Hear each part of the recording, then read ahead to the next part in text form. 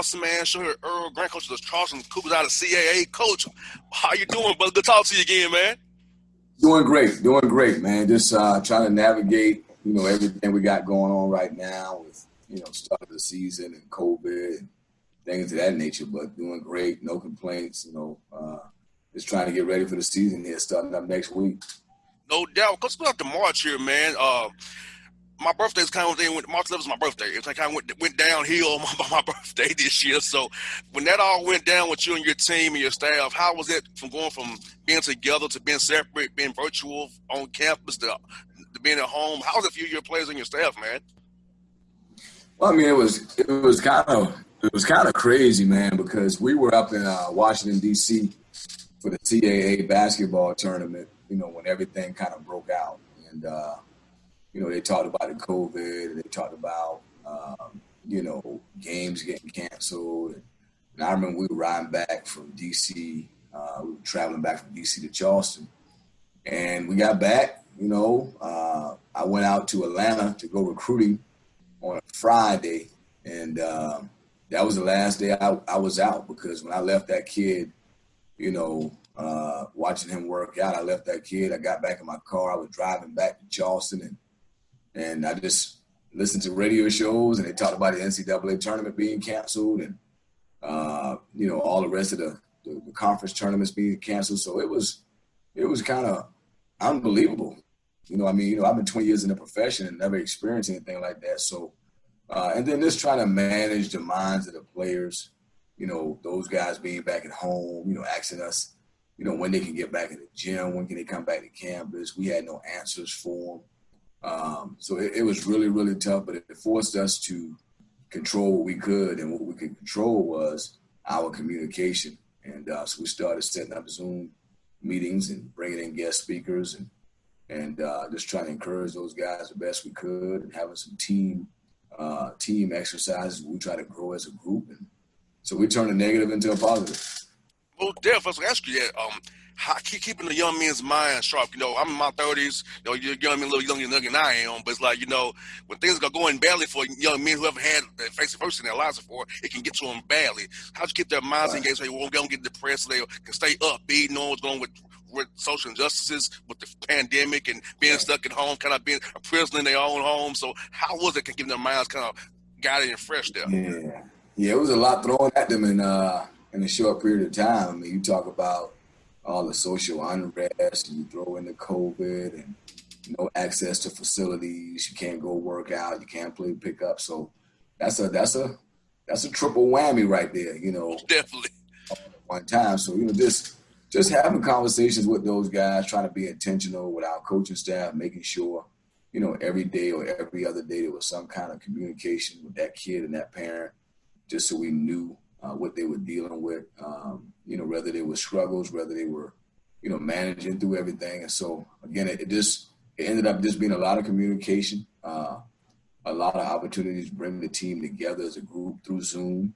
The leadership guys, the leadership team, some of our older guys are setting up, like text threads, or like find like a text thread where they can just stay in touch with each other, but the group text.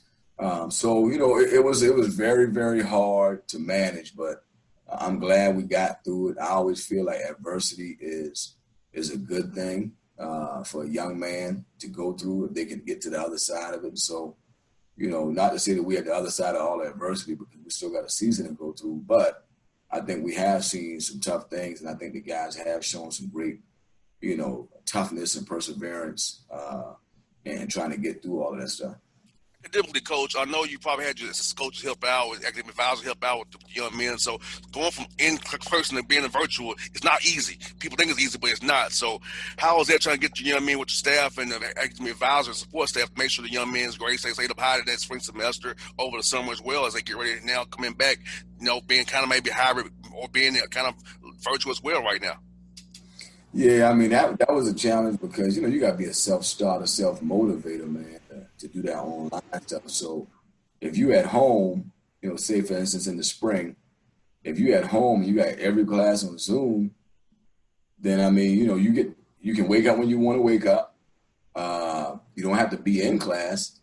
You could actually be, in a class walking around the neighborhood, because you got your phone in your hand. So there was a lot of distractions as it pertained to the online, adjustment for these young men. But I think they managed well. I think these kids are pretty resilient.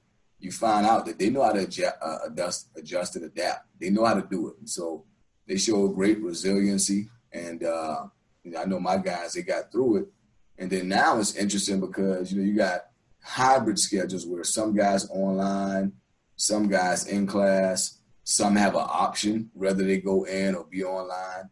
So I'm having a hard time keeping up with if my guys are online or in class, Wow. Flexibility that the professors are giving them, but again, at this point, man, we've been very competitive academically. We've been making it work. We got 10 days left in this semester of class. So we can get through these 10 days. We'll be able to just focus on some basketball for about a month and a half. And so far we've done a good job of adjusting to it. Being a basketball coach, you never want to get your guys injured. So how's it been when it was inactive for all those damn months to ramp them back up so you don't have a nagging knee, ankle, groin, or anything that nags all year long? So how's that ramp up been for you and your guys here so far? Well, I mean, we got a big-time athletic trainer, Chris Horshaw here, and we have an unbelievable strength and conditioning coach, Mark Proto. Just communicating with them, trying to come up with a plan. And what we did, was we just tried to phase them back in. When they came back, I told my staff, I don't want to see a bunch of hardcore workouts. So when we brought them back, man, we were very patient. And we were just giving them daily vitamins every day, man. Let's get some shooting. Let's get some basic ball handling. Let's get some sprint work, but more like at 60%. So you ain't cutting and turning so hard. Just really focusing on the young man's development. And we did that for about the first, month. And then we got to another phase where we started to go, groups of two, groups of six, where we started picking up our pace a little bit, doing some 3-on-3, doing some 1-on-1. So it took a month before we really started to go bone on bone. And then, we just kept phasing it in to where we could get to 100%. But we're at practice number 24 today. We've been rocking and rolling pretty good. We've been very competitive. And so we just prayerful and hoping that, we can continue to keep this thing going in the right direction as we get ready to start up our season next week. Yeah, speaking of next week, Coach, I can only imagine them come up with rotations and getting guys minutes the right way when they haven't really exerted themselves for a long time. Those scrimmages kind of see what you got. So how's it been trying to install stuff, put in everything you want to put in and knowing you haven't saw it in scrimmages yet, as you start up next week and also knowing who you're going to play, when guys haven't been in that groove the way you want them to be all year long as basketball's become all year-round sport. Yeah. It forces you to do what you should do every year. Keep it simple, stupid. And so what happens is, at the end of the day, the game of basketball is pretty simple. So yeah. You got to defend really hard. You got to rebound, and you got to take care of the ball. Okay. So if you do them three things, you always got a chance to win. So typically we have a lot of set plays. We got a motion offense. We got some ball screen actions. Some isolations for certain players that are very capable of getting stuff done with space. So we have a lot of different things we do, but I've forced myself and my staff have kind of helped me to try to say, hey, look, let's not do what we would typically do and put so much in where we confuse these guys. And so we were fortunate. We got 6 new guys, but 3 of them are transfers.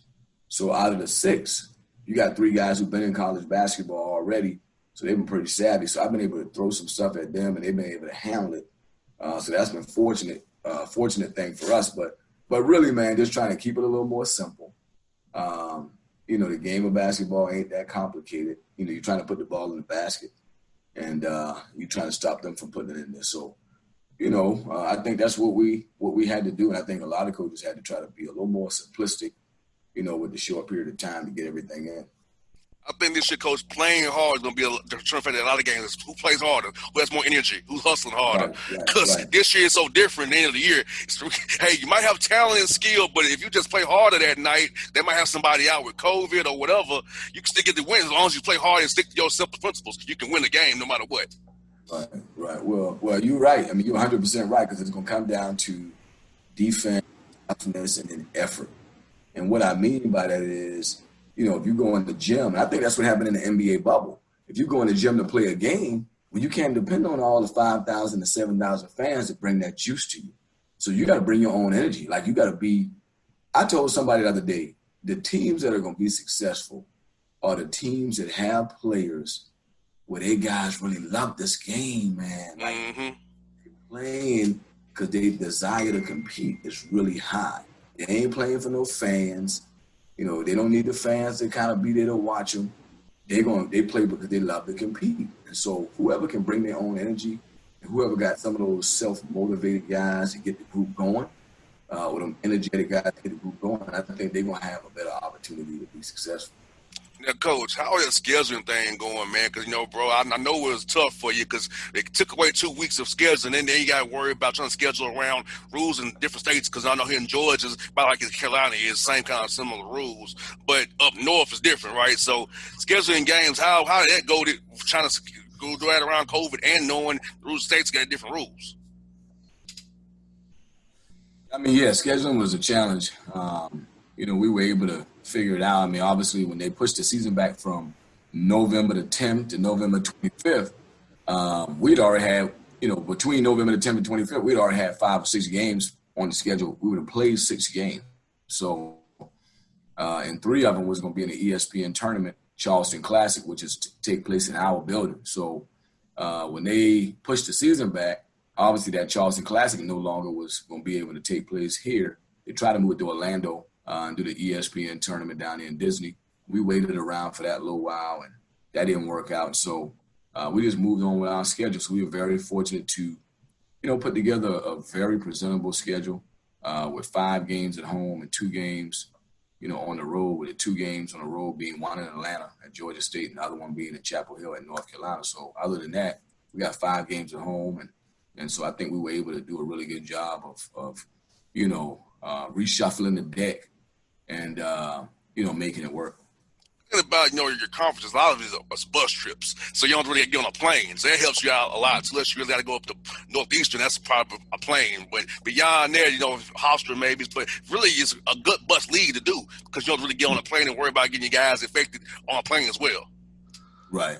Yeah, I mean, we gotta be on that bus a good bit this year. Typically, man, we would charter those flights, or we would go a commercial flight to a lot of those games in the league. If you think about it, we do have 2 Virginia schools, and we have the 7-8 hours, so we would charter those flights or take a commercial flight.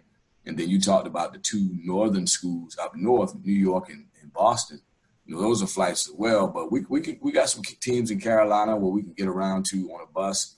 If we had to stretch it and take a bus to get to one of the Virginia schools, we can.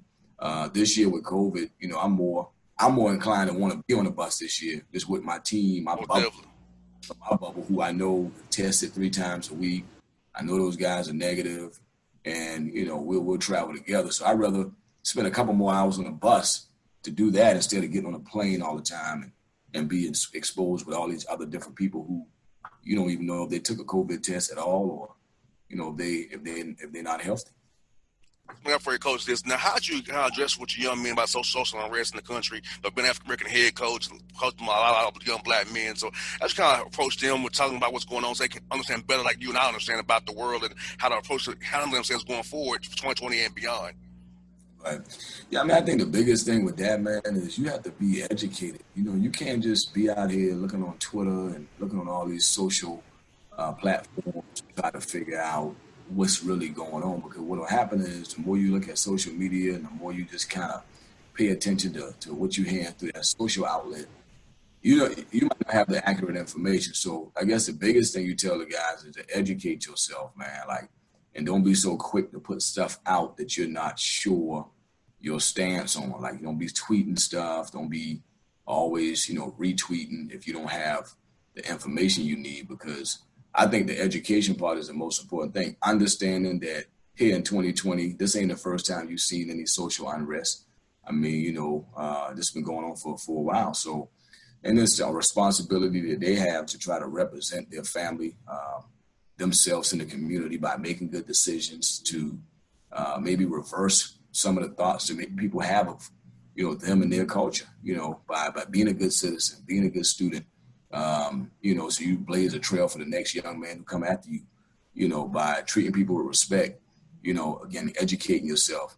And then the way I look at it is, choose love. You don't have to have hate to try to combat what you see out there, man. You got to choose love and go